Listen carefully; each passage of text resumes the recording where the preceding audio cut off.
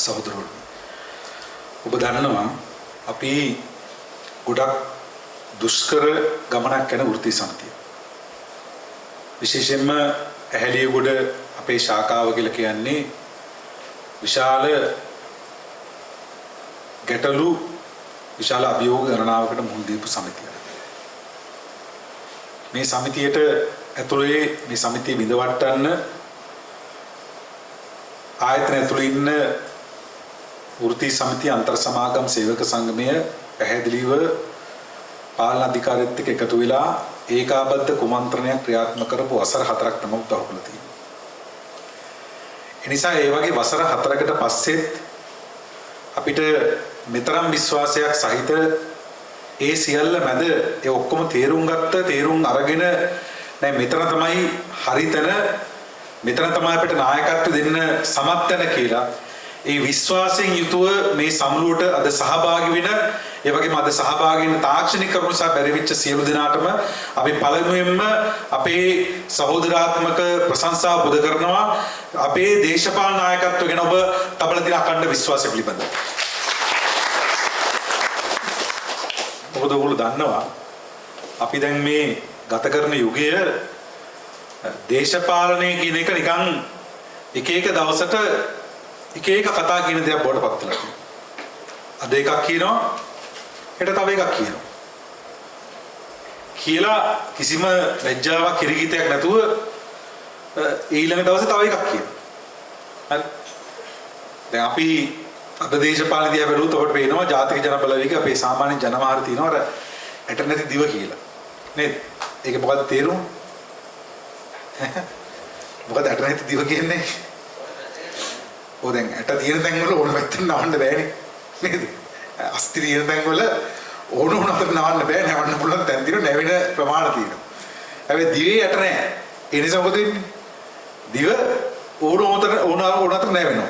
දැන් ජනාධිපතිගේ දිව දවස් 3කට කලින් ජනාධිපති කිව්වා මොකා විරුද්ධ වුණත් අධ්‍යාපන ප්‍රතිසංස්කරණ කරනවා කියලා.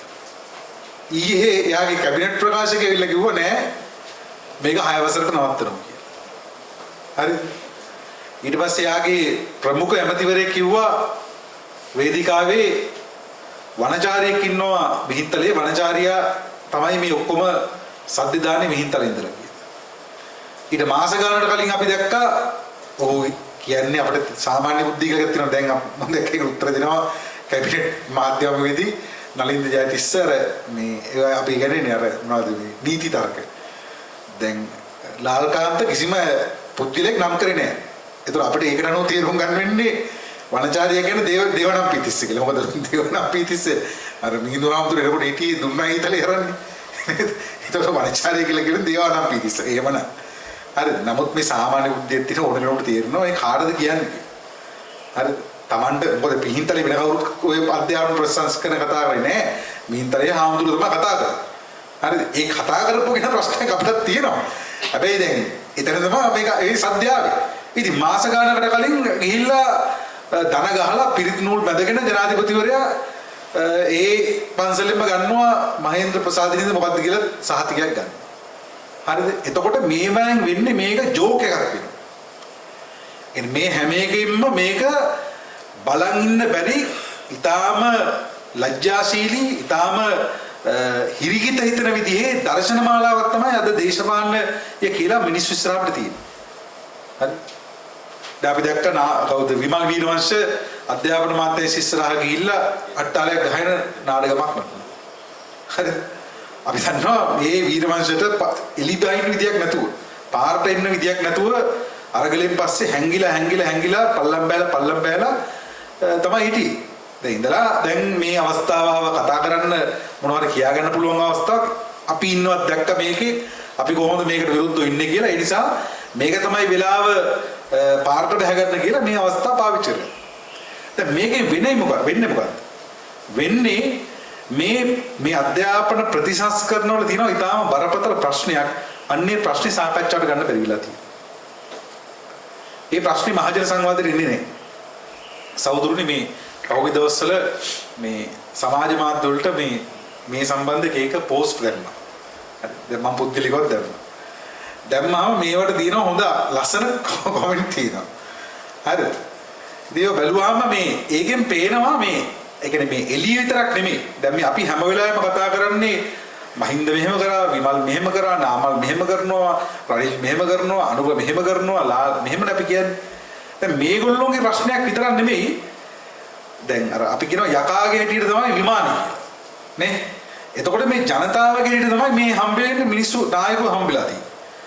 මේ කමෙන්ට් බලුවම පේනවා මේ අපිට පළ කරලා තියෙන සමහර විස්තර බලුවම සමහර අය කරන්නේ ඔක්කොම නෙමෙයි. ඒවා බලුවම පේනවා මේ ප්‍රශ්නේ කොයිතරම් සමාජය තුළ ගැඹුරුද කියලා.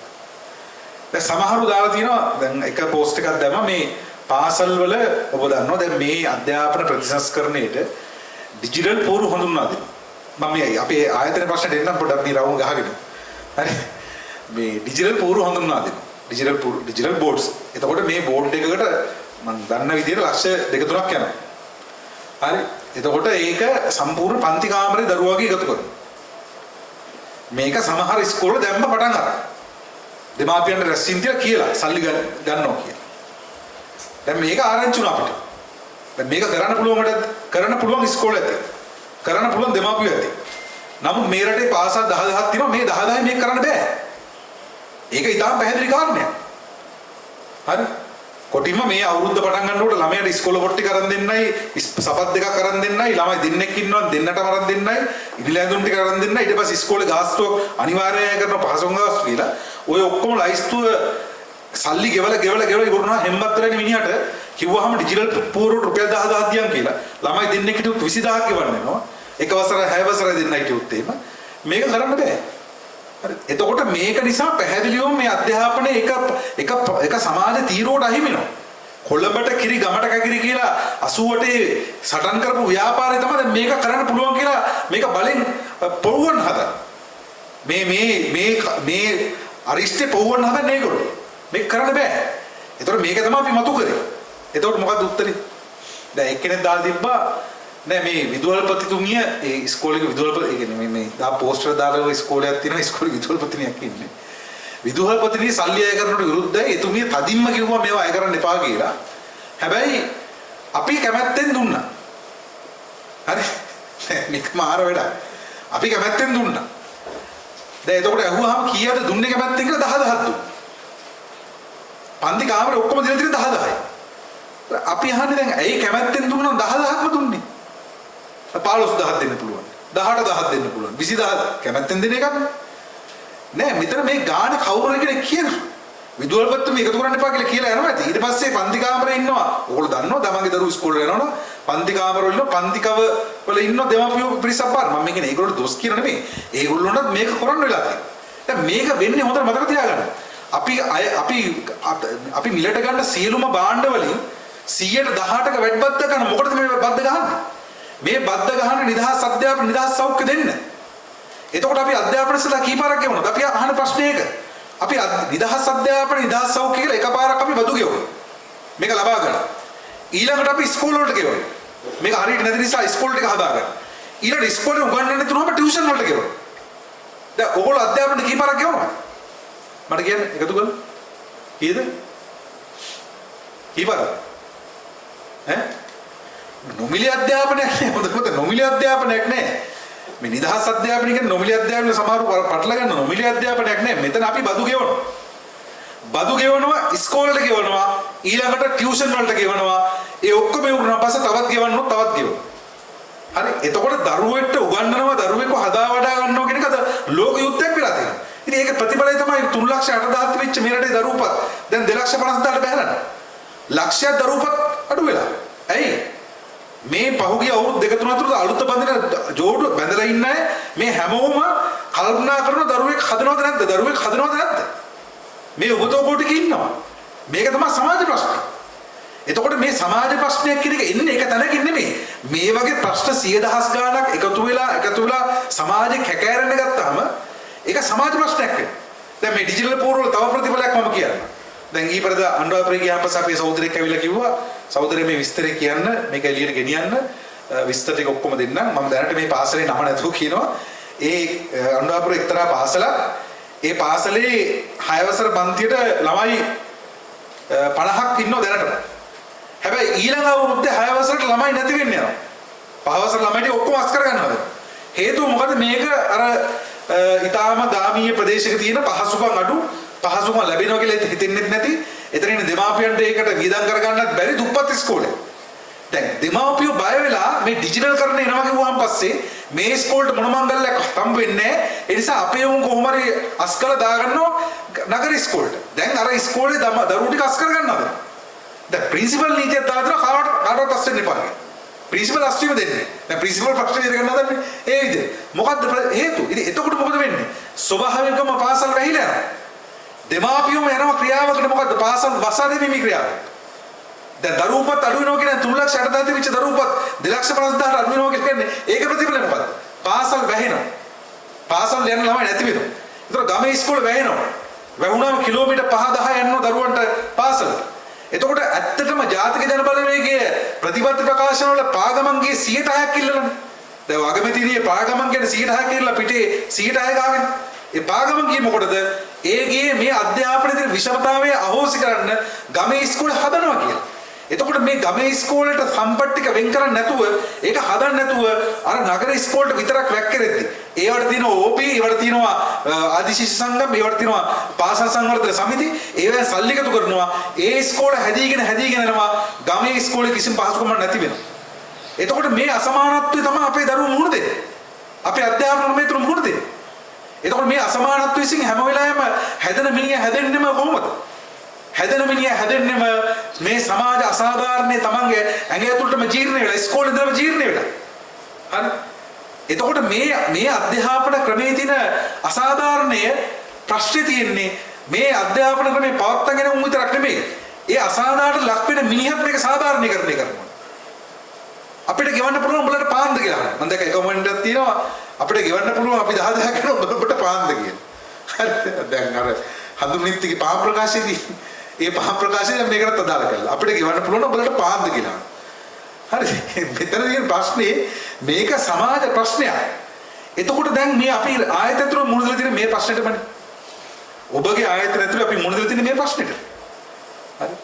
මේ කම්කරුවෝ මොකද මෙතන ඉන්නේ දන්නේ නැද්ද මේ ජාතික ජනබල නැත්තම් මේ JVP ගේ අන්තර් සමාගම් සහයෝග සංගමයේ ගහන ගේම්නේ. මේක රටපු දැන් හොඳට තේරුම් ගන්න මේ අවුරුද්ද අල්ලන් ඉන්න අමාරුයි. හරි මේ අවුරුද්ද අල්ලන් ඉන්න මේ අවුරුද්දේ JVP එකේ උරු සමිති ව්‍යාපාරේ රෙදි ගැලවෙනවා. හරි ඒකට සැකහිතන්න එපා. ඒකට හේතුව මේ ආණ්ඩුව ගේන නිමිති තියෙන ප්‍රතිසංස්කරණ මේ ප්‍රතිසංස්කරණ ගෙනාම මේගොල්ලොන්ට කම්කරු ව්‍යාපාර කරන්න වෙන්නේ නැහැ. කම්කරුවන්ට බෙල්ලට ගහන ප්‍රතිසංස්කරණ එනවා. ඒක කිව්වා අපේ දේවි සහෝදරයා කිව්වා මේ අර්ථ සාධක අරමුදලට ගේන්න හදන ප්‍රතිසංස්කරණය. දැන් මේක එළියට ඇවිල්ලා හාවු ඇවිල්ලා සද්දපත් දෙනකොට ටක් ගාලා නියෝජ්‍ය මිති මැදට පැනලා කිව්වා නෑ එහෙම කරයිද අපි කියලා. හැම එකටම අහන්නේ එහෙම කරයිද අපි කියලා. හරි දැන් මොකද්ද යෝජනාව? යෝජනාව අර්ථ සාධක අරමුදලේ තියෙන අතිවිශාල මුදල මේකෙන් කරන්නේ සාමාන්‍යයෙන් මහ බැංකුවට ණය දෙන එක. අපි කියනවා ඒකට බැඳුම් කර නිකුත් කරනවා. මහ බැංකුවට ණය දෙන්න ඉන්නවා ලංකාවේ 11 දෙනෙක්. ප්‍රාථමික ගණන් කරු. මේ 11 දෙනා තමයි ණය දෙන්නේ. හරි. එතකොට මේ ණය දෙන 11 දෙනා එක්කෙනෙක් තමයි අර්ථ සාධක. මෙයා තමයි ටිකක් ලොකුවට ණය දෙන කෙනා. මෙයාට විශාල ණයකියාවක් තියෙනවා. දැන් ආණ්ඩුව කරන්න හදන්නේ මොකද? මේ කෙලින්ම මේ රටේ අර ධම්මික පෙරලගේ පන්ති ඉල්ලන දෙයක් මේගොල්ලෝ කරන්න හදන්නේ. මෙයාව මේ මෙතනින් ණය දෙන එකකින් අයින් කළා මෙයාව ගෙනියන්න හදන කොටස් වෙළඳපොළට. කොටස් වෙළඳපොලේ ගන්න. මේක තමයි කරන්න හදන්නේ. මොකද කොටස් වෙළඳපොලේ මේ මුදල් අතුරු කරන්නේ. එතකොට ඕගොල්ලෝගේ අර්ථ සාධක අරමුදලේ සල්ලි දැන් තියෙන්නේ මහ බැංකුව බාරේ. මහ බැංකුව තමයි කොටස් වෙළඳපොල මේකට ආයෝජනය කරන මේ බෙදුම් කරලා ආයෝජනය කරන්නේ. එතකොට මේක සුරක්ෂිතයි. ආරක්ෂා වැඩි. පොලි ප්‍රතිශත අඩුයි. හරිද? එතකොට ඕගොල්ලන්ට කියනවා ඔක තමයි රොෂෙන් චානක මැරිච්ච 2008 මහින්ද රාජපක්ෂ බලෙන් ගේන්න හද ප්‍රතිසංස්කරණය. එදත් මේ විශ්‍රාමටපක් මහින්දලා යෝජනා කරා. ඒ කියන්නේ මේ යෝජනා පැත්ත දෙකක් තියෙනවා. එකක් තමයි අපිට පෙන්නන පැත්ත තමයි අර විශ්‍රාමටපක් දෙන පැත්ත. මේක අනිත් පැත්ත තමයි මේ ආයෝජනය වෙනස් කරනවා මහ බැංකුවේ ඉඳලා බැඳුම් කරන ඉඳලා කොටස් වෙළඳපොළට. ඇයි කොටස් වෙළඳපොළට කියන්නේ? එතකොට කොටස් වෙළඳපොළට මුදල් සැපයුම වැඩි වෙනවා. දැන් අපි හිතමු කොටස් වෙළඳපොළේ තියෙනවා අපි උදාහරණ ගන්නකො කොටස් වෙළඳපොළේ තියෙන මොකක් කරේ එක භාණ්ඩයක්. අපි නිකන් මම මේ උදාහරණ දිරු ගන්න කියන්නේ. ඒ භාණ්ඩේ මිලදී ගන්න 10 දෙනෙක් ඉන්නවා. හරිද? මේ 10 දෙනා සල්ලි දීලා මේක ඉල්ලන වෙන්දේසිය වගේ. එතකොට මේකේ මිලේ උගල යන්නේ කී දෙනෙක්ද? අර 10 දෙනා මත. දැන් මේ 10 දෙනාටම තියෙන සල්ලි වලට වඩා සල්ලි තියෙන කෙනෙක් එනවා කොටස් වෙළඳපොළට. මේ වෙන්දේසියට මොකද වෙන්නේ? එතකොට වෙන්නේ වෙන්දේසි. සහෝදරු ගමේ වෙන්නේ සල්පිල්ල වල වෙන්දිස්සු දැකලා තියෙන මොකද්ද වෙන්නේ?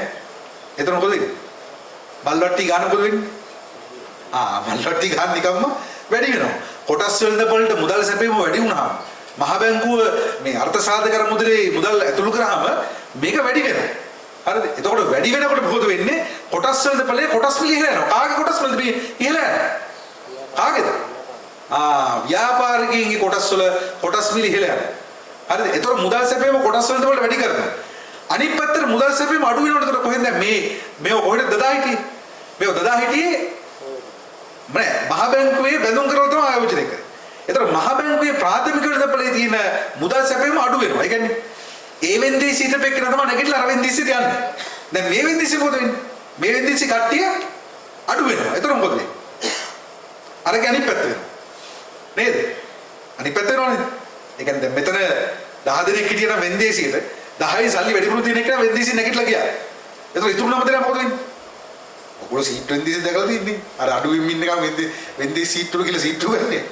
කට්ටිය අඩු වෙනකන් ඉඳලා. මුලින් ගන්නට පාඩි වෙන්දීසි සීට්. පස්සේ මොකද වෙන්නේ? වෙන්දීසි සීට්ටුව යන්න මොකද වෙන්නේ? වෙන්දීසි ගන්න ඉන්න අඩු වෙනවා. ඒතර වෙන්දීසි සීට්ටුව ලාභයි. ඉතින් ඒ වගේ තමයි මේක. ඒතර මේ ලැබී මේ මුදල් සැපයීම අඩු වෙනවා. මුදල් සැපයීම අඩු වෙනකොට මොකද වෙන්නේ? මුදල් සැපයීම අඩු වෙනකොට කේවල් කිරීමේ බලය වැඩි වෙනවා මුදල් සපයන අයට.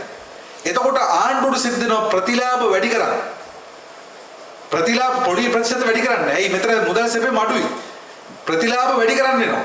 එතකොට මේ තීරණය ගත්තොත් මේ තීරණයෙන් මේ රටේ ධම්මික පෙරළගේ හාන්සාගේ මේ ඔක්කොගේම පන්තියට දෙපාරක් වාසි කොටස් වෙළඳපොළේදීත් වාසි බැඳුම් කර වෙළඳපොළේදීත් වාසි කොටස් වෙළඳපොළේදීත් වාසි මහ බැංකුව තුළ සිද්ධ කරන රජයේ ණය ගැනීමෙත් වාසි.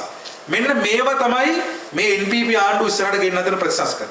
ඒ නිසා මේවා ගෙනාම මේ රටේ වෘත්ති දැන් 2008 මහින්ද රාජපක්ෂ මේක ගෙනාවේ ඊටාම ජනප්‍රිය විලාවකට. හරි? ඊටාම ජනප්‍රිය විලාවක මේක ගෙනාවේ. ඔයගොල්ලෝ මතකද? හරිද? ඒත් කම්කරු පන්තිය මහින්දගේ ජනප්‍රියත්වය අදාළ වුණේ නැහැ. මහින්ද විරුද්ධව නැගිටලා මේක පරාජය කරා. ඒ නිසා අපි මේ වෙලාවේ කියනවා මේක අපි අන්තර්ජාලයෙන් වුණත් අහගෙන සියලුම කම්කරු පන්ති සහෝදරුන් කියනවා සටනකට ලෑස්ති වෙන්න. හරි? සටනකට ලෑස්ති වෙන්න පාවාදීන් මැද කරන සටනකට ලෑස්ති වෙන්න. ඒක තමයි ඉස්සරහට පදින අභියෝගේ. ඉතින් මේව කරනකොට වැඩ කරන පන්ති නැගිටිනකොට හොඳට තේරුම් ගන්න මෙතන ඉන්නවනම් වැඩ කරන පන්තියේ පක්ෂපාතී සහෝදරු සහෝදරියන් ඔබේ ආයතන ඇතුලේ ඒගොල්ලෝ සිද්ධ වෙන පැත්ත තෝරගන්න. මම කියන්නේ සියලු දෙනා මේ පාවාදීම ඉන්නවා කියලා. පාවාදීම ඉන්න කට්ටිය ඇති පක්ෂ කිව්වොත් එම දිවිනහ ගන්න කැමති කට්ටිය ඇති. ඒක වෙන කතාවක්. නමුත් සාතිශ්‍ය බහුතරයක් දිනාට මේ ප්‍රශ්න ඉස්සරහ අපිට ඉන්න බැරි වෙනවා. හරිද? මේ ප්‍රශ්න ඉස්සරහ අපිට ඉන්න බැරි වෙනවා. ඒ නිසා ඒ தත්ත්ව උදා වෙනවා. ඒතර අපි ඊටාම ඛේදජනක තත්ත්වය දකින්නේ. ඉතින් මේ අර අපි කියනවා වහලා තමන්ගේ වහල් බැමි වලට තමන්ම ආදරය කරනවා කියන. හරි? වහල් බැමි වලට ආදරය කරනවා. වහලා. හරි? එතකොට ඒ වගේ අපිව ඇද දාලා දෙන තැන සම්බන්ධයෙන් පාලකයා විතරනේ මේ වග කියන්නේ. අපිත් වග කියන්නේ. අපිත් මේවා වඩම්මකට අරන් යනවා. ඉස්කෝල වල සල්ලි එකතු කරන එක සම්බන්ධයෙන් ඒකට විරුද්ධව කතා කරොත් එimhe දෙමාපියෝ තමයි මුලින්ම පුඩු අරන් එන්නේ. අපිට ගෙවන්න පුළුවන් නම් බලන්න මොකද කියලා. හරි? එතකොට ඒක සාධාරණ නෑ. මොකද්ද මේ කතා කරන්නේ කාගේ ප්‍රශ්නයක්ද මේ කතා කරන්නේ කියලා දැනගන්න ඕනේ. ඒ වගේ තමයි දැන් වෘත්ති සමිතියක් විතර අපි මෙතන පාවාදීම ගැන කතා කරා. ඒ පාවාදීම ගැන කතා කරනකොට අපේ සමිතිය තුලේ මේ ආයතන තුලේ සේවක සහෝදරවරුන් තමයි ඒගොල්ලෝ තමයි මේක උහුලගන්න බැරි වුනේ. ඒගොල්ලෝ හිතුවා මේකත් එක්ක ගියොත් එහෙම වාසි නෑ. අපිට ඊට වඩා හොඳයි මේ පරණ එකත් එක්ක යන එක උන් මොනවද කියලා ප්‍රශ්න විසඳලා දෙනවා කියලා. දැන් සහෝදරයා කිව්වා ඊළඟ අවුරුද්දේ බෝනස් එකේකට බෝනස් එක වෙන්න නිමිත දෙයි. ඒ නිසා හොඳට තේරුම් ගන්න අපි සමිතියක් ක්‍රියේට අල්ලගෙන ඉන්න එකත් බලපානවා මෙතන සාධාරණත්වයේ පවතින. හරි? අපි හිතනවා දැන් අපි පුංචි කේවල් කරන්න බෑද සහෝදරයා කියන්නේ 140 නෑ. ඒ නිසා අපිට ආයතන තුල කේවල් ක්‍රීම් බලය අඩුයි අපිට ඒක හදන්න කියලානේ. ඔව් හදන්න ඕනේ. හැබැයි 140 නැතුවත් මේ සමිතිය මේ විදිහට තියෙන එක බලපානවා මේ ආයතන තුල ඔය සාධාරණත්වය රැකිලා තියෙන නිසා අපි කියනවා ආයතන තුල යමක් වෙනම නම් ඒ වෙන සියල්ලටම 140ක් නැති අපේ සමිතිය බලපානවා. හොඳට තේරුම් ගන්න මේගොල්ලෝ බය වෙලා ඉන්නේ. හරිද? මේ පාලන අධිකාරිය හැමතරම අපි සමිතිය හදන්නේ නැහැ හැමතරම මේ වෙවුලන්නේ මේගොල්ලෝ මේ අපිට විරුද්ධව යක්ෂා වේශයෙන් පහර දෙන්නේ. ඒගොල්ලෝ හොඳටම දන්නවා අපි පාවා දෙන්නේ නැහැ කියලා. අපි ඩීල් දාන්න එකද සහෝදරත් එක්ක අපි අවුරුදු 4ක් වැඩ කරා. මේ අවුරුදු 4ෙම අපේ මේ දුෂ්කරතාව එලෙසම තියෙන අය හේතු මොකක්ද? හේතුව මේ අපේ වැඩ කිරීම ප්‍රශ්නයක් නෙමෙයි. හරිද? අපේ සාකච්ඡා කිරීමේ මොකක් හරි ප්‍රශ්නයක්වත් ගැටලුවක් නෙමෙයි. මේක තමයි ඇත්ත වෘත්ති සමිති ව්‍යාපාරයක්, කෙලින් ඉන්න ව්‍යාපාරයක්, පාවා නොදෙන ව්‍යාපාරයක් හදන්න ගියම තියෙන දුෂ්කරතාවය. හැබැයි අපි මේකට දන ගහන්නේ නැහැ.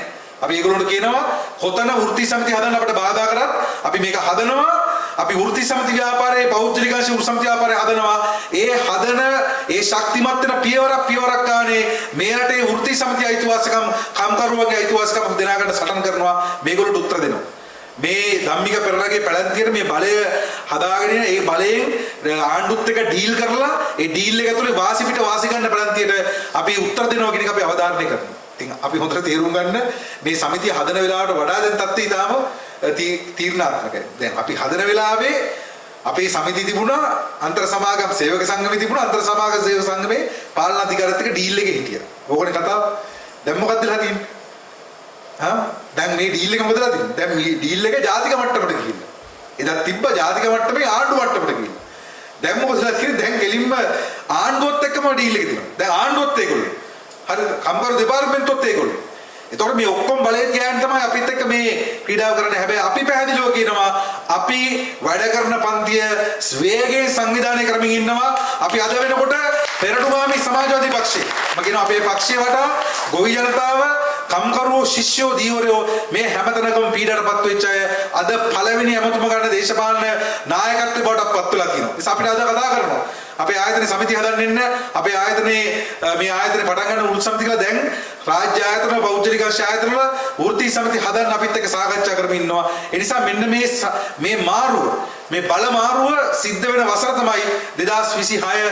ඒ 2026 බල මාරුව ඇතුලේ ඔබගේ ආයතනයේ බලය මාරු කරන්න 140 හදන්න අපි කියන පැහැදිලිවම මේ වසරේ අපි යොදාගමු 140 හදන්න නැවත සංගමේ බලවත් කරන්න මේ වසරේ යොදාගමු කියන අපි අවධාරණය කරනවා.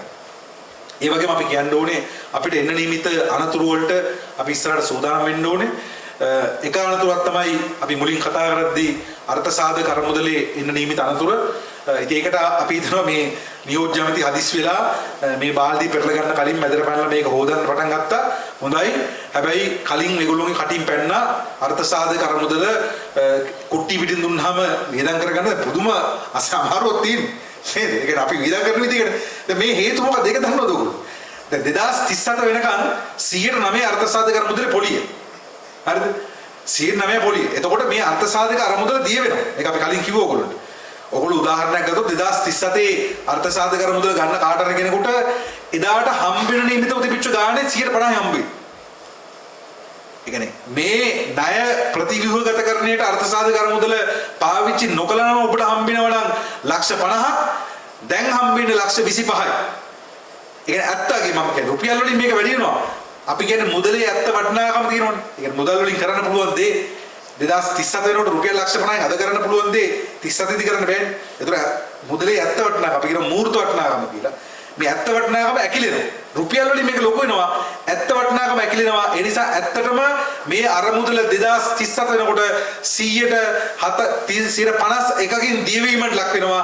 ඒක වහන්න. ඒක දැනගෙන ඒකට කම්කරුවෝ ඒකට විරුද්ධව නැගිටී කියන ඒ බය සහ ඒ කම්පණය වළක්වන්නේ සාකච්ඡා සමාජයෙන් වළක්වන්න මේගොල්ලෝ කල්ැතුව කොලයක් ගහන්න හදනවා අර කියන විශ්‍රාමඩු ක්‍රමයකට ගෙනියන්න. විශ්‍රාමඩු ක්‍රමයකට කෑලි ගෙවන ක්‍රමයකට ගෙනියන්න. හරි අපි යෝජනාවම කතා කරමු. අපිට දැනට ආරංචි සංකල්ප පත්‍රිකාව පරණ එකමයි. මහින්ද රාජපක්ෂ 2008 ගෙන ආපු සංකල්ප පත්‍රිකාව තමයි යවලා තියෙන්නේ නීතිපති දෙපාර්තමේන්තුවට පනත හදන්න. දැන් ඔය බොරුවට මේකට හුණු ගන්න පටන් ගත්තට එහෙම වෙන්නේ නැහැ කියලා ඒක තමයි අවල තියෙන්නේ. ඒ නිසා අපි පනතාම කතා කරමු. මේකයි තත්ත්වය. ඊළඟට ඔයගොල්ලෝ දන්නවා දැන් ගේන්න හදනවා ත්‍රස්තවාදයේ වැළැක්වීමේ පනත. ඔයගොල්ලෝ හිතයි ත්‍රස්තවාදයේ වැළැක්වීම පනතක් ගෙනාව අපිට මොකද වෙන්නේ? ඕක ගේන්නේ හවලුන්ට රුද්දුනේ හාලුන්ට රුද්දුන්නේ නැහැ. ත්‍රස්තවාදයේ වැළැක්වීමේ පනතේ වැඩ වර්ජන නම් කරනවා මේ ආණ්ඩුවත් පහුගිය ආණ්ඩුව වගේම ත්‍රස්තවාදී ක්‍රියාවක් විදිහට. පුද්ගලයෙක්ව රඳවා තබා ගත්තොත් එහෙම දැන් අපි ගේට්ටුවක් ගාව වාඩි වෙනවා. හරිද? ඊළමනේ සහෝදරය. නේද? තද වෙලා උරුස්සමද ක්‍රියාමාර්ග කරින්ද ගේට්ටු ගාව වාඩි වෙනවා. නැත්තම් පාලන අධිකාරී වට කරලා වාඩි වෙනවා. ඕන තරම් වෙනවා මේක. විශ්වවිද්‍යාල මේව වෙනවා. හරිද? වෙනවා මොකද ප්‍රශ්නයක් විසඳ ගන්න. මේ මිනිස්සු උත්තර දෙන්නේ නැතුණා. ඒතර මොකද වෙන්නේ? මේක වැටෙනවා ත්‍රස්තවාදී ක්‍රියාවක් විදිහට. පුද්ගලයෙක්ව නිවාස අඩස්සිය තබාගෙන ත්‍රස්තවාදී ක්‍රියාව. වැඩ වර්ජනීය ත්‍රස්තවාදී ක්‍රියාව. ආණ්ඩුවට යමක් කිරීමට බල කිරීම ත්‍රස්තවාදී ක්‍රියාව. මහජන කැළඹිලි ඇති වෙන කටයුතු කිරීම ත්‍රස්තවාදී ක්‍රියාව. දැන් අපි ගිහිල්ලා කියනවා මේ අහවල් ඖෂධ නිසා මිනිස්සු මිය ගිහිල්ලා තියෙනවා. ඒ නිසා මේ ඖෂධ සම්බන්ධයෙන් වහාම පරීක්ෂණයක් පවත්වන්න. ඔන්න මාධ්‍ය සාකච්ඡාවක් කියලා අපි කියනවා. අපි ඖෂධේ නම කියනවා. කොම්පැනි කියනවා. මේ ඉන්ජෙක්ෂන් නිසා මිනිස්සු මැරලා තියෙනවා කියලා කියනවා. එතකොට මොකද වෙන්නේ? මහ ජනතාව තුළ තවත් බියක් ඇති වෙනවා. මොකක්ද මේ බිය? රෝහල් ඇතුළට ගිහිල්ලා ඉන්ජෙක්ෂන් එකක් ගහලා මිනිස්සු බය වෙනවා. මොකද්ද දැන් ඒතර වෙලා තියෙන්නේ? අපි කිව්වේ මිනිස්සු බය කරන්නේ නෙමෙයි. හැබැයි ඒ සත්‍ය දැනගැනීම මිනිස්සු බය වෙනවනේ. එතකොට මොකද්ද වෙන්නේ? මෙන්න මහජන බීතිය ඇවිස්සීම. මහජන බිය ඇවිස්සීම. මහජන බිය ඇවිස්සීමේ මතයක් පළ කිරීම. ත්‍රස්තවාදී ක්‍රියාව. හරිද? අර සහෝදරයෙක් ඇස් උඩ ගිහිල්ලා. ඇස් ලොකු වෙලා. හරිද? මේ JVP කට්ටිය තමයි මේ වගේ. හරිද? 88 89 60000ක් මෙරිච්ච ජනතා විමුක්ති පෙරමුණේ සහෝදර සහෝදරියන් තමයි මේ පනත් ගේන්න මේ ආණ්ඩුවේ දැන් වැඩ කටයුතු කරමින්. හරි? දැන් ඔයගොල්ලෝ දන්නවා මේක අපි කලිනුත් කිව්වා 88 89 පැහැරගත්ත දරුවෝගේ දෙමාපියෝ අවුරුදු ගාණක් ඒ දරුවෝ හෙව්වා. ඉතින් වෙච්ච දේ දන්නේ නැතිව තාමත් ඉන්නවා. තවමත් තමන්ගේ දරුවා ඒ කියලා බලාපොරොත්තු වෙන්න ඉන්නවා. සමහර අම්මලා අපේ පක්ෂ ඉතිහාසයේ සමහර අම්මලා ඉන්නවා මිය යනතුරු පවුලේ වැඩිමහල් පුතා නම් පැහැරගෙන ගියේ වැඩිමහල් පුතාට බත් එක බෙදලා තිනවා රැයට රැය ඇවිල්ලා කයි කියලා. කොහෙන් හරි ඇවිල්ලා කයි කියලා. ජීවත් වෙනකම් මේක කරපු අම්මලා ඉන්නවා. ඒ අම්මලා ඉල්ලුවේ අපේ දරුවෝ ඉන්නවද නැද්ද කියලා කියන්නේ. මොකද අම්මා කෙනෙකුට ඒ බර නිදහස් කරගන්න බෑ. ඔයගොල්ලෝ දන්නවා. අම්මා කෙනෙකුට තමන්ගේ දරුවා පැහැරගෙන ගියාම ඒ දරුවා ජීවත් වෙනවද නැද්ද කියන ප්‍රශ්නෙට උත්තරේ හම්බෙනකන් හෘද සාක්ෂියේ බර නිදහස් කරගන්න බෑ. හරි? එතකොට මේ පනත එතකොට මොකක්ද ඇත්තටම එදා තිබුණ මේ ත්‍රස්තවාදීලා කියන පනත. ඒ පනතර අනුව පැහැරගෙන ගියොත් එහෙම පැහැරගත්තා කියලා කියන්න බැදී හිතීමක් නැහැ. දැන් මේකත් එක දිනවනේ වගන්ති. පැහැරගත්තොත් එහෙම පොලිස් නිලධාරියෙකුට පුළුවන් පැහැරගත්තට පස්සේ පොලිස් සටහනක් දාන්න මෙන්න මේ හේතුව මත අපි ගෙදරට දැනුම් දෙන්නේ නැහැ කියලා සටහනක් දැමීම ප්‍රමාණවත්. ලොක් පොතේ සටහනක් දාන්න තියෙන පොලිස් පොතේ. මේ හේතු නිසා ගෙදරට කියන්නේ නැහැ කියලා. මරණකම් ගෙදරට දැනගන්න හම්බ වෙන්නේ. හරි මේක සාධාරණයි. දැන් ඔයගොල්ලෝ අහලා තියෙනවා ඊපෙරදා මේ රාජගිරියේදී මාස 6කට විතර කලින් තරුණයෙක් මැරුණා වැලිකඩ පොලිසිය ඇතුලේ. හරි සිද්ධිය දන්නවනේ. මේ තරුණයා ගෙදරකට යනවා තව පිරිසක් එක්ක. ඊට පස්සේ එතෙන්දි වෙන යම්කිසි ගැටුමක් එක්ක එයා ඒ ගෙදරින් පැනලා යනවා. පැනලා යනකොට එයා ආසන්න පිට තව ගෙදරට තමයි පණින්නේ. අතරින් බේරෙන්න යනකොට. හදිස්සි. ඒ පැන්නාම ඒ ගෙදර මිනිස්සු බය වෙනවා. බය වුණා ඒ මිනිස්සු පොලිසියට කතා කරා. පොලිසියට කතා කළා මෙයා මේ ගෙදරට කඩාපැන්න කියලා පොලිසියට බාර දෙනවා. බාර දුන්නා මේ තරුණයේ කතාව කියනවා. බදුල්ල ප්‍රදේශයේ තරුණේ එයා කතාව කියනවා. ඊට අරන් යනවා වැලිකඩ පොලිසියට. ආගෙන පොලිසියේ සැකපිට රඳව ගන්න කොච්චරද වෙලාව දැන් මේ අත්තඩංගුට ගැනීම වෙන්නේ ත්‍රස්තවාදීලා කියන පරිදි නෙමෙයි. ලංකාවේ පොලිසිය තියෙනවා දැන් ඔයගොල්ලෝ රාත්‍රී ගියොත් ID කාඩ් එක නැතුව ඔයගොල්ලෝ සැකපිට අත්තඩංගු ගන්න පුළුවන්. ඒකට කියන්නේ සැකපිට අත්තඩංගුට ගැනීම. කිසිම චෝදනාවක් නැහැ ආයුධ තියෙන්න ඕනේ මොනවාක්වත් තියෙන්න ඕනේ. පොලිසියට පුළුවන් රාත්‍රියේදී ඕනම වෙලාවක සැකපිට පුද්ගලයෙක් අත්තඩංගු ගන්න. ඒ සඳහා පොලිස් පොතේ වගන්තියක් තියෙනවා වාක්‍යයක් තියෙනවා. සැකපිට අත්තඩංගුට ගැනීම. හරිද? ඔන්න නීති කොච්චරද තියෙන්නේ? දැන් පොලිසිය ඇතුළත මොකද වෙන්නේ? ඇතුළතදී මේ තරුණයට ගහනවා. මැරෙන මේ තරුණයා රිමාන්ඩ් එකේදී මිය යනවා. මේක එක සිද්ධියක් නෙමෙයි මේ වගේ සිද්ධියක්. පහුගිය දවස්වල මඩ කලපුවේ සිද්ධුණා වගේ එකක්. වෙඩි දෙබීමක් කරා. ඊට පස්සේ බන්ධනාගාරය ඇතුළේ ගෙවුව යාපනයේ ඊළඟ කුඩියාපිටිය අපි දැක්කා. ගෙයක් ඇතුළේ ගහලා ඒ වීඩියෝ තියෙනවා. පොළු වලින් ඇවිල්ලා අපරාධ පරීක්ෂණ දෙපාර්තමේන්තුවේ ලොක්ක පහර දෙනවා. දැන් මේ සිද්ධියේදී මේ තරුණයා ගහලා මැරෙනවා. වැලිකඩ පොලිසිය කූඩුව ඇතුළේ. දැන් මේක මිය යන්නේ කොහොමද? පැය 24ක් රඳව ගන්න තියෙන දෙල්දෙන නීතිය ඇතුළේ. ඒ පොලිසියට තියෙන අයිති බලය පැය 24ක් තියාගන්න. පැය 24 පස්සේ අධිකරණයට ගෙනියන්න. දැන් මේ පැය 24 තුළ මිනිස්සු මරනවා. මේ ත්‍රස්තවාද වලකින් පරිදි අලුත් පරිදි මාස දෙකක් රඳව ගන්න පුළුවන්. අධිකරණයට ගෙනියන්න කිව්වා. එන මාස දෙකක් හුස්මල්ලන් ඉන්න ඕනේ. හරි? පැය 24ක් හුස්මල්ල ගන්න ඉන්න බැරුව මැරිච්ච මිනිස්සු ඉන්න පොලිස් කූඩුව ඇතුළේ. පැය 24ක් ජීවත් වෙන්න බැරුව මියගේ මිනිස්සු ඉන්න ගහලා මරන මිනිස්සු. ඒතකොට එහෙම අමුමුම අත්දකින් දින රටක යෝජනා කරන්න මේගොල්ලන්ට කොහොමද හයියක් ආවේ මාස දෙකක් ඇතුළත තියාගන්න. මෙන්න ගේන්න නියමිත ත්‍රස්තවාදීලා කීමනද මේක පෙබරවාරි 28 වෙනිදා පස්සේ එනවා. හරි? පෙබරවාරි 28 වෙනිදා පස්සේ එනවා.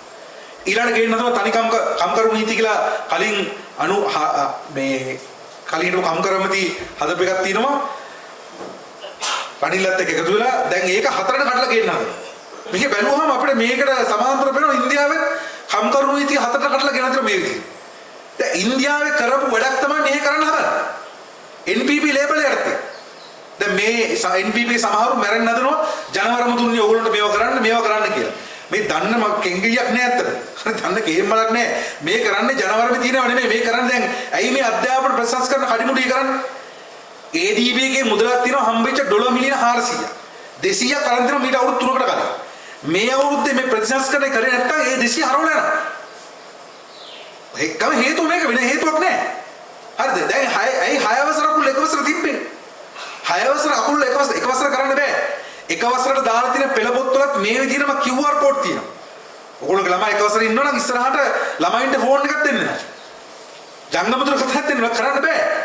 හරිද? එතකොට මේවා කරන්නේ ඇයි? කරන්නේ අර ADB ගේ සල් ටික රැක් ගන්න. ඒ නිසා NPP ගේ කට්ටිය ලියනවා ජනවරම දුන්නේ අපි උඹලට මේවා කරන්න මේවා කරපල්ලා කියලා. මේව කරන්න මේ ජනවරම දීලා තියෙන ජනවරම දීලා 10 ලක්ෂකින් මට අහෝසි කරන්න. ජනවරම තියෙන මහා අධ්‍යාපන ප්‍රශංසකරණයක් අවශ්‍ය අපි පිළිගන්නවා. හැබැයි අධ්‍යාපන ප්‍රතිසංස්කරණය ගේන්න ඕනේ පුළුල් මහජන සංවාදයක් සහිතව. ගේන්න කලින් ආණ්ඩුව කියනවා අධ්‍යාපන තියෙන ප්‍රශ්න මොනවද කියලා. ඉස්සෙල්ලා. ඒ ටික කියන්නේ මේ රටේ කම්කරු නීතිය සංශෝධන අවශ්‍යයි. දැන් කම්කරු නීතිය සංශෝධනය කියන්නේ හේතුව මොකද්ද මේගොල්ලෝ කියන්නේ? දැන් මනුස්සකේ හේතුව මොකද්ද? කම්කරු නීති පරණයි.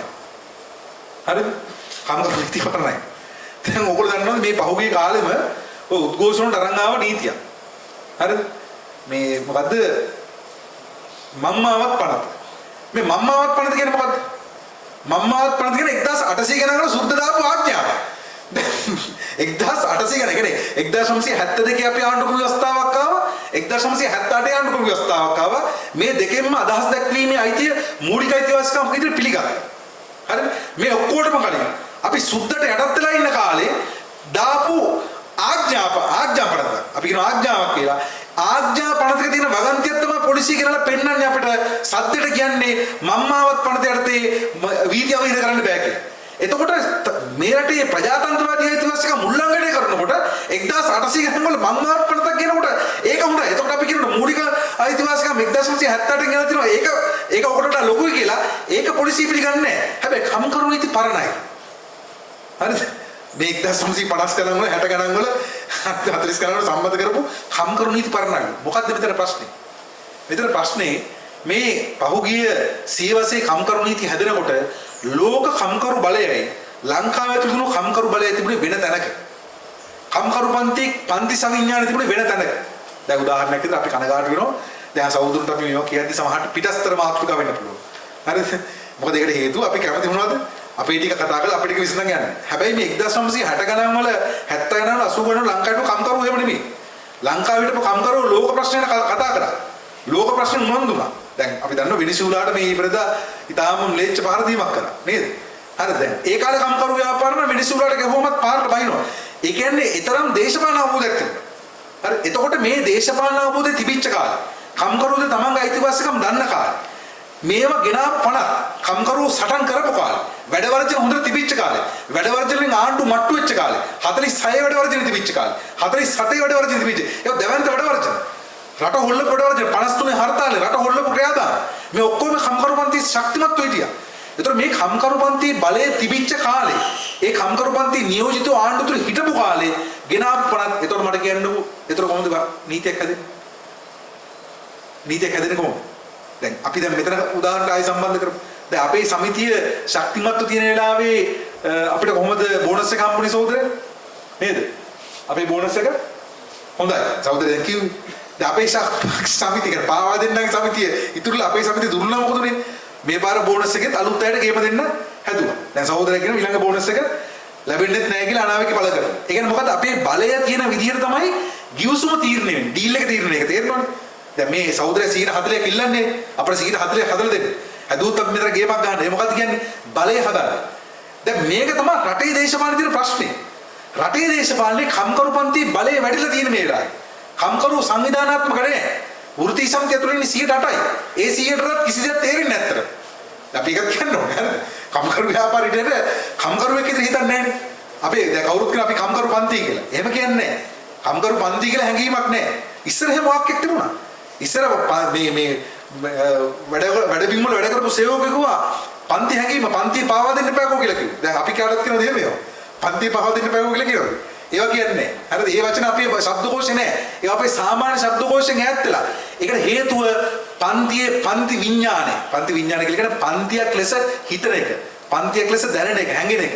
එහෙම එකක් නැහැ ඒක අඩු වෙලා. මේක තමයි වෙලාව මේ ගේම ගහගන්න.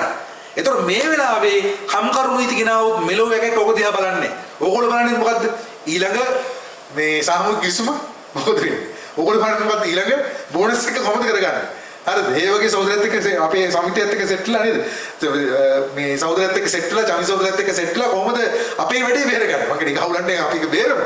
හැබැයි මේක තමයි හිතන විදිහ. JVP එක මෙතනට ගලලා තියෙනවා මේ වගේ. හරිද? JVP එක හැම සමිතියකම කතා කරන්නේ මේවා. බලගේ කැලේ බේරගනි. බලට මේ රටේ ලෝකේ ප්‍රශ්නයක් නැහැ. හරි දැන් ඒක තවත් වැඩි කියනවා. එතකොට මෙන්න මේ தත්ත්වය පාවිච්චි කරන්න හදනවා අපේ අයිතිවාසිකම් මුදුර ගන්න. හරි මේ අනතුරු දකින්න. මේ එකකට අත තිබ්බොත් එහෙම එක අයිතිවාසිකම් අත තිබ්බොත් ගලවන්න බෑ. ඕගොල්ලෝ දන්නවා දැන් ඒක උදාහරණයක් මම කියන්නම්. ඔය කම්කරු නීතිය අතුරු ගෙනාවා. අපි මේවා කලින් කතා කරලා තියෙනවා. ඒක උදාහරණයක් කියන්න. දැන් ලංකාවේ දැන් කම්කරු නීතියේ ආයතනයක් වහනවා නම් සේවය අවසන් කරන්න තියෙනවා. සේවය අවසන් කිරීමේ පනතක් තියෙනවා. මේ පනතට අනුව ආයතනයක් වහනවා නම් මුලින්ම ආයතන ප්‍රධානිය දෙමුන් දෙනවා කම්කරු කොමසාරිස්ට. හරි. කී දෙනෙක් පිට කරනවා. මොකද්ද පිට කරන්න හේතුව? අපිට මේ ලැබෙන්නේ නැහැ, එනවුම් ලැබෙන්නේ නැහැ. එනවුම් නැති නිසා සේවක එළියට දානවා. මේක කියන්නේ. ඒතකොට මේක කිව්වහම කම්කරු කොමසාරිස්ට කියනවා වන්දි සූත්‍රයක් ඉදිරිපත් කරනවා. ලක්ෂ 25 දක්වා සේවක වැඩ කරපු කාලයට වැඩ කරන්න තියෙන කාලයටයි මේ දෙකටම සූත්‍රයක් හදලා වන්දි සූත්‍රයක් ඉදිරිපත් කරනවා. මේ වන්දි සූත්‍රයට අනුව ගෙවන්න ඕන සේවකෙක්. මේක තමයි දැන් තියෙන නීතිය. දැන් කලින් ආණ්ඩුව යෝජනා කරපු තනිකම් කරු නීතිය. මේකත් අපි හිතනවා ඒක එයි කියලා තනිකම් කරු නීති කියනම සංශෝධනය කරනවා. සංශෝධනය. මොකද්ද සංශෝධනය? පළවෙනි එක. අපි ඕගොල්ලෝගේ ආයතනය වහනවා කියලා උදාහරණ ගන්නකො. ඒ ආයතනය වහනවා නම් ආයතන හිමිය දැනුම් දී යුතු නැහැ කම්කරු කොමසාරිස්ට. ඔන්න එතනින් ගැඩුව සම්බන්ධ. ඒ සම්බන්ධ ඉවරයි. කියන්න ඕනේ. වහන්න පුළුවන්. වැහුවම ලොකු ප්‍රශ්නේ දැන් මිනිස්සු ඊට පස්සේ පාට බහින්න. එකපාරට රස්සය ඇතුළත්. ඒකට උත්තරයක් දෙන්න. උත්තරේ මොකද්ද? වැහුවාම වහපු අයට මාස 3ක පඩියක් ගෙවනවා. රස්සාවක් හොයාගන්න. මාස 3 පඩිය ගෙවන්න අලුතෙන් අරමුදලක් හදනවා. ඒ අරමුදලට ETF එකේ සල්ලි ටික දානවා. ඊට අමතරව සේවකයෙක්ගෙන් තව ගාණක් කපා ගන්නවා. කපලා ඒකත් දානවා. දාලා අලුතෙන් අරමුදලක් හදලා ඒ අරමුදල හරහා සේවකයාට මාස 3ක් පඩි ගෙවනවා එච්චරයි. දැන් මොකද හිතන්නේ? මොකද හිතන්නේ? හරි? මේක තමයි තත්ත්වය. මේ එක අයිතියකට අත තිබ්බොත් හොඳට මතක තියාගන්න. එක අයිතියකට අත තිබ්බොත් එහෙම කම්කරුවන්ට නැගිටින්න හම්බෙන්නේ නැහැ අපෝමලාට. හරිද? මේ දැන් අපි සටන් කරන්නේ මේ අයිතිවාසිකම් නීතිය ඇතුලේ සටන් කරන්නේ. මේක හෙලවුවොත් එහෙම අපිට සටන් කරන්න කියන නීතිමය බලය ඔක්කොම ඉවර වෙනවා. ඒතර ඇඟේ හයියෙන් තමයි සටන් කරන්නේ. හරි? එහෙම ක්‍රමයක් තියෙනවා. ඒතර ඇඟේ හයියෙන් තමයි නැවත නීති හදාගන්න වෙන්නේ. නීති ආයි හදාගන්න පුළුවන්. ඇඟේ හයියෙන් හදාගන්න ඕනේ. හරිද? ඒතර එතෙන්ට මේගොල්ලෝ යනවා නම් මේ රටේ බලමු කොහොමද යන්න හදන්න කියලා ඒක බලමු අපි. හරිද? එතකොට මේක තමයි තත්ත්වය. එතකොට මේ එක නීතියක් මම මේ කියන්නේ. එක නීතියක්. මේ වගේ අපිට තියෙන අයිතිවාසිකම් 100,000 ගානකට මේක ඇතුළේ ගේම දෙන්න හදනවා. දැන් ලංකාවේ රස්සාවට ගන්න පුළුවන් අවුරුදු 18කට වැඩි නා. දැන් මේ නීතිය මේක 16 කරන්න යෝජනා කරනවා. හරි? 16ට වඩා අඩු අය ගෙන්නන්න යෝජනා කර්මාශාලාවල පුහුණු වීම වලට. ඒතකොට මොකද වෙන්නේ? දැන් ඔයගොල්ලෝ හිතේ කමන්නේ ඉතින් පොඩි උන් ඇවිල්ලා මොනවද ඉගෙන ගත්තා නෑ. දැන් දැන්නට රස්සාවලට එන්නේ නැති ලොකු බල්ක් එකක් යටින් ඔයගොල්ලෝගේ ආයතනට ආවොත් මොකද වෙන්නේ? දැන් ඇයි ඔයගොල්ලෝගේ ආයතන ඉස්තර නොකරපු සේවකයෝ ගන්න? ඇයි සේවකයෝ කොන්ත්‍රාත් සේවකයෝ ගන්න මොකටද? ස්ථිර සේවකයෙක් මොකද්ද? අයිතිය බලය වැඩි. හැම ආයතනයක් ඇතුළම ස්ථිර මම ස්ථිර නොකරපු සේවකයෝ හොඳ නැහැ කියලා කියනවා නෙමෙයි. ඒගොල්ලෝ හැම ආයතනෙම කොන්ත්‍රාත් ස්ථිර නොකරපු සේවකයෝ තියන් ඉන්නවා. ඒ බලය පොත්තන් යනවා. හරිද? ඕගොල්ලොත් එක කේවල කරන්න. උඹලා වැඩ කරන්නේ නැත්තම් මුංගෙන් අපිට වැඩ ගන්න පුළුවන්. අර මිනිස්සු ස්ථිර නැහැනේ. කියන ඕන කොන්දේසි රටක් වෙනවා. එහෙම නෙමෙයිද? ස්ථිර වෙනකම් ඕන කොන්දේසි රටක් වෙනවා. දැන් ළමයි ගගෙනුත් මොකද වෙන්නේ? දැන් මුන්ටෙන් අපිට ගහන්න පුළුවන්. ඒක පාව දෙන්න එපා, බල් වැඩ කරන්න එපා කියලා නේද? වැඩ වලචරයක් කියලා අපි හිතමු. මම කියන්නේ නිකන් උදාහරණයක් වැඩ වලචරයක් කියලා ආවේ. ස්ථිර නොකරපු සේවකයෝ වැඩ කරන ෆැක්ටරි දුවන. ඒතර මොකද වෙන්නේ? ස්ථිර කරපු සේවකයෝ ස්ථිර සේවකයෝ ගේම් ඉල්ලනවනේ. හරිද? දැන් මෙතන ළමා ශ්‍රමයක ඇදෙවුවොත්, තරුණ ශ්‍රමයක ඇදෙවුවොත් හරිද? එතකොට මොකද වෙන්නේ? මේව ඔක්කොම ලොකු ප්‍රශ්න. ඒ නිසා මේ ප්‍රතිසංස්කරණ තමයි යෝජනා කරන්නේ. මේවා මේ අවුරුද්ද එනවා. මේ අවුරුද්ද ගේන නිමිති අපි බලමු. පනත මම මේ පරණ පනතිව කියන්නේ මේ ප්‍රතිසංස්කරනවා මේ කරන වෙන එකක් ගේන්න විදියක් නැහැ. මොකද මෙතෙක් ආපු ඔක්කොම වෙලා තින්නේ රණීගේ වට්ටෝරු තමයි ගේන්නේ. රණීගේ වැඩපිළිවෙල අනුරගේ නමින්.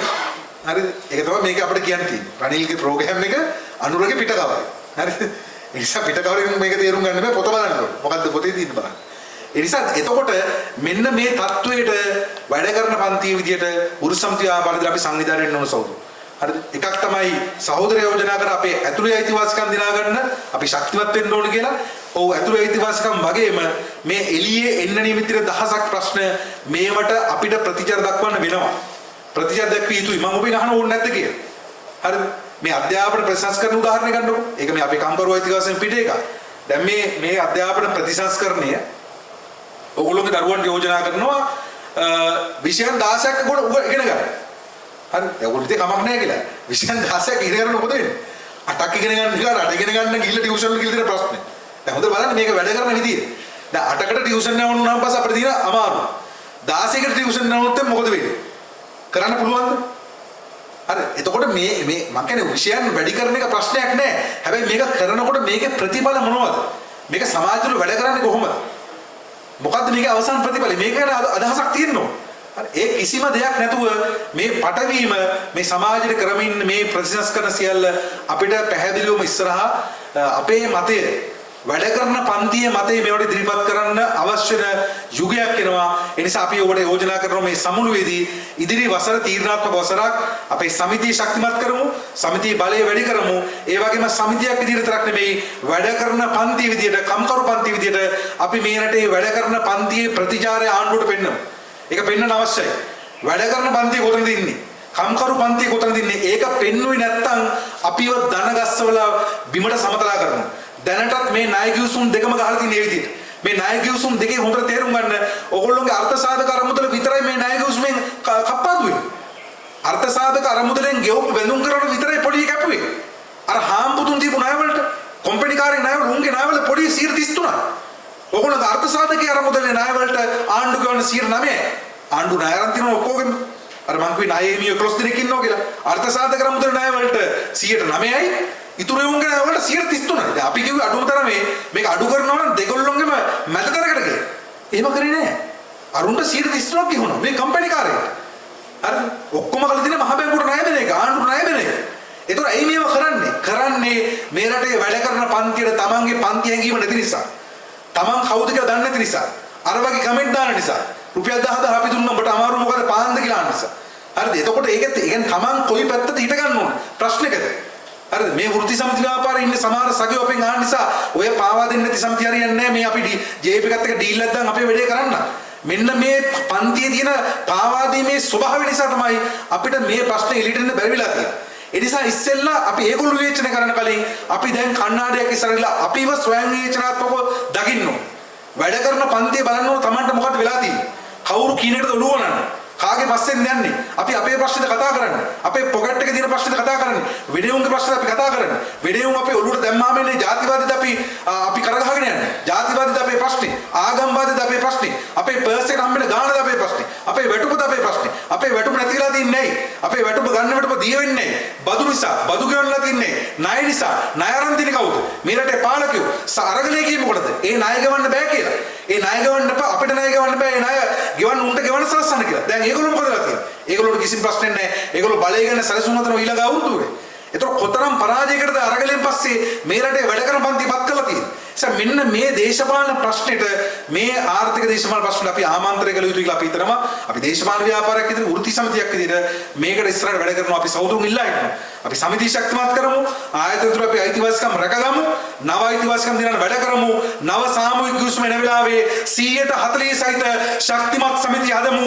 ඒ වගේම රටට වැඩ කරන පන්තියට නිවැරදි සටන් පාඩ පෙන්වන මධ්‍යස්ථානයක් කරමු. අපිට අවශ්‍යයි රොසෙල් ආයතන මේ ශාඛාව වැඩ කරන පන්තියට නිවැරදි සටන් පාඩ පෙන්වන මධ්‍යස්ථානයක් කරන්න.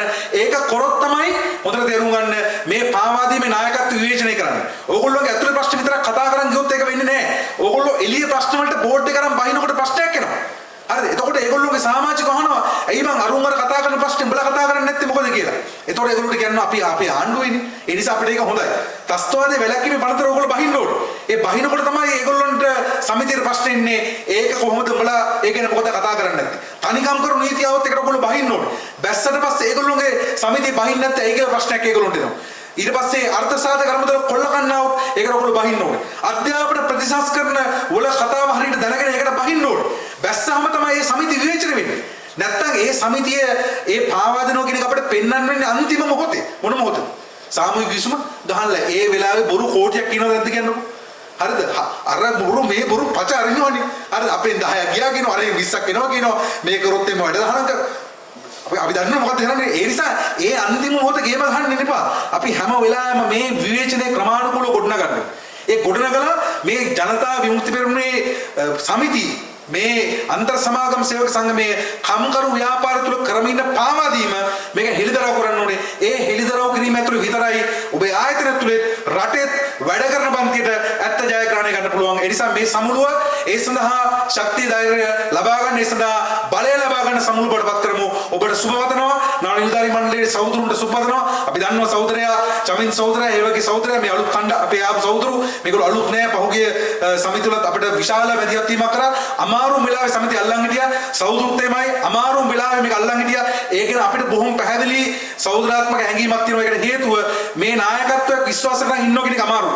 මෙතරම් ආයතන තුල පහර පිට පහර ගහද්දී උඹලට මේකෙන් ආවොත් එහෙම අරක දෙන්නම් මේක දෙන්නම් උඹලගේ ප්‍රශ්න විසඳන්නේ නැත්. මේ නිසා ඕක ඇතුළේ ඉන්න උඹලගේ ප්‍රශ්න හරියන්නේ නැහැ කියලා දවස ගානේ කනට වැරද්දී ඒවා එකක්වත් ගණන් නොගෙන ඔබ අපිව විශ්වාස කරලා මේ සමිතියත් එක්ක ඉන්න ඒ ජවය ඒ විශ්වාසයට අපි ආචාර්ය පුද කරනවා. හැබැයි ඒක බයග්‍රහණය කරා ගෙනියන්න මැදිහත් වෙමු කියලා ඉල්ලාയിട്ട് මේ අපි කියනවා බොහොම